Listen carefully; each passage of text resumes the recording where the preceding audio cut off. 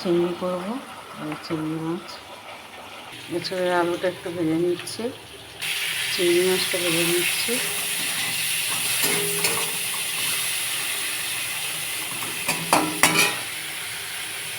তেল দিয়ে দিয়েছি, একটু গোটা জিরে দিয়েছি,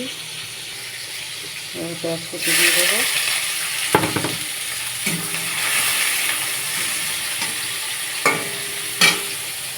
পেঁয়াজ ভাজা হয়ে গেছে।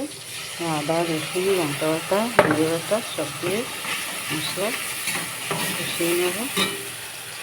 মশলা কষানো হলে টমেটো দিয়ে দেবো, নুন হলুদ মিষ্টি দেবো, নুন হলুদ দিয়ে দিয়েছি। ওষুধটা দিয়ে দেবো কষিয়ে। মশলা কষানো হয়ে গেছে, ওষুধটা দিয়ে দেবো।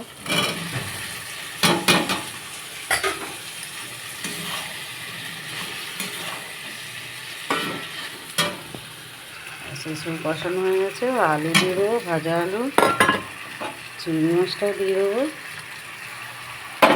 দিয়ে এবার জল দিয়ে দেবো।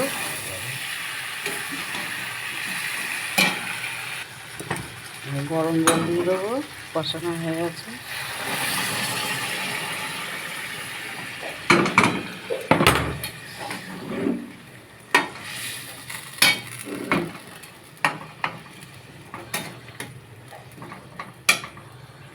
এছাড়া হয়ে আসছে, ঘি গরম মশলা দেবো,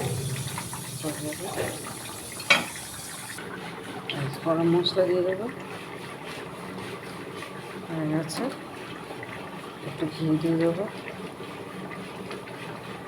এছাড়া হয়ে গেল, আজকে এসব চিংড়ি হয়ে গেছে।